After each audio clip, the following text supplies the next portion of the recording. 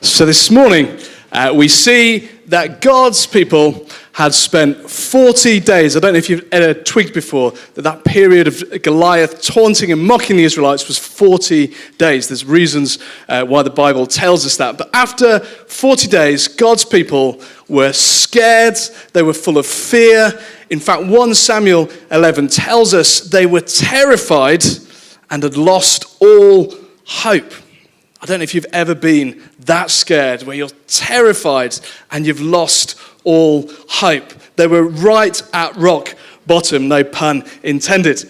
They were in a battle with the Philistines, and every day Goliath, this massive, big, hairy, scary soldier, challenged them to a winner-takes-all fight. Now, even though Goliath was massive, even though Goliath was as hard as nails, even though they were absolutely terrified, they knew, or they should have known, that they had God on their side. They knew, or they should have known, that God had done it in the past and provided for them and protected them, and so he could do it again. But for some reason, despite all this, when they stared this big, scary giant in the face, they'd forgotten all of that, and they'd lost hope. The fear was bigger than the hope. The enemy seemed too big, the battle seemed too scary, and God protecting them seemed too impossible. So I want you just to take a little minute and just think to yourself. Just think about your last week, maybe, or think about some of the things that you were thinking about as you went to sleep last night, or thought about as you woke up this morning. Are there any things at the moment that are making you feel a bit scared? Maybe making you feel a bit anxious, a bit worried. Maybe things that you think, that's too big for me to sort out, or even that's too big for even God to sort out. How's he going to do that? And where, despite his promises to you, despite everything you know about God, despite what you've heard him do and seen him do in your life before, where have you maybe just given up hope that things could change? Now, after 40 days of Goliath taunting and mocking and scaring and challenging God's army, along comes David. A little shepherd boy, probably around 12 or 13, scholars think, coming with loads of packed lunch to take to his brothers who were bigger and stronger and were fighting on the front lines. And David, a shepherd boy, turns up with a sling and 5 pebbles, although he only needed to use 1, and he manages to do what some of the biggest, strongest, most experienced soldiers couldn't do. And more than that, David seems to do it without being afraid and without seeming to doubt God at all. So my question is this: what was the difference between David and all the other soldiers? Why could David stand up to Goliath and the other soldiers couldn't?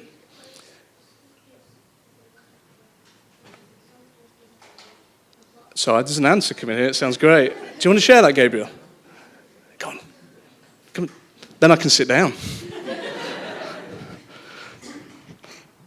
Because the soldiers hadn't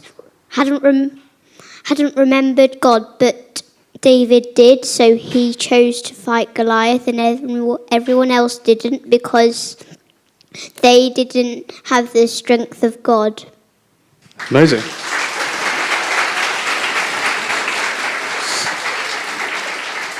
If you'd like to stand, Gabriel's now going to lead us in ministry time as well. Brilliant, brilliant. It's exactly as Gabriel says, but if we look at 1 Samuel 17, verse 45, it's up on the screens there. I think we find something of the answer.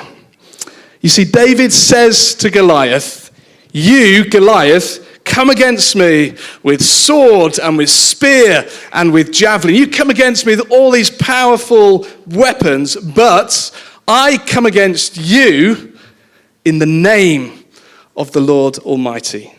In the name of the Lord Almighty.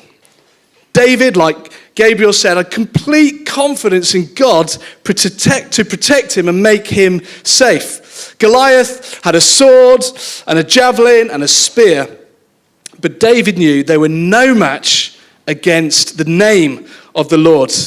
You see, when David says, I fight you in the name of the Lord Almighty, in the name, he doesn't just mean what God's called. He says, I'm here and God's name is Almighty and I'm going to fight you. It's not what he's saying. What he's saying is much more than that. It's not just what God's called, but who he is, what he's like, and what he does. So in other words, David's saying, you might have a sword, mate, but I have got the name of the Lord Almighty. And because I've got the name of the Lord Almighty, I'm representing the Lord Almighty. And therefore, what's true of the Lord Almighty is going to be true of me as I go into the battle. And that means you're not just battling me, but you're battling God himself. So let me explain a bit more if I can. I need a David. In fact, Gabriel, would you come and be my David? So I know it's a demotion because you could do the preaching, but I'm just going to use you as a prop. All right, would you stand here? Would you stand there for me? So when David comes onto the battlefield, Goliath laughs at him. Exactly. In fact, Goliath's actually insulted that they send out a little lad like this to fight him. And that's because all Goliath sees is a very nice, but a small boy nonetheless, who just turned up with a toy sling and a packed lunch. That's all Goliath sees. He doesn't see David as he really is, with the Lord protecting him. You see, David might have a sling, he might have 5 stones, but he's got far more than that. He's got the name and the power and authority of God, and that changes the battle. So, for example, in Revelation 5:5, we read that the Lord is the Lion of Judah. And so when David comes into battle, I realize it's not the most scary, but you'll use your imagination. He comes not as David, but he comes with the authority and power of the Lion of Judah. We read in Hebrews 4:12 that the word of God is sharper than a double-edged sword. And so when David comes into battle, he also comes in the Lord's name with this mighty sword. We read in Psalm 91:4 that God is our shield. The Philistines did use tough tops from B&Q. Can I just lean that against you? Put your lion mask up. God is my shield, and is also my buckler.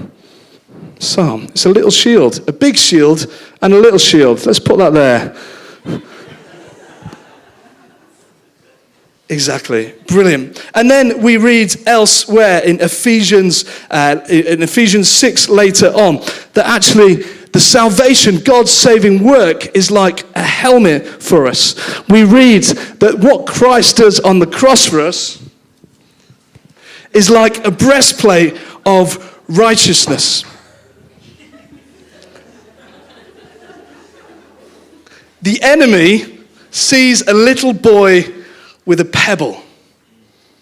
But the truth is that when we trust God and do things in his name, rather than relying on our own human weapons, our own strategies, he will protect us, he will fight for us, and he will defeat the power of the forces that would come against us, even with a small pebble. God is with us. That's what David understood.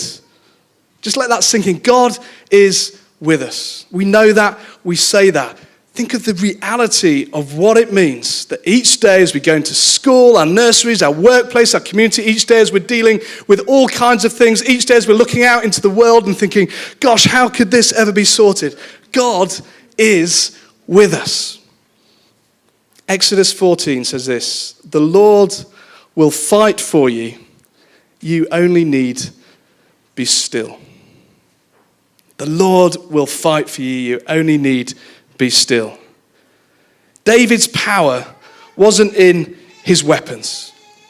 It was in his courage to put his faith in the name of the Lord.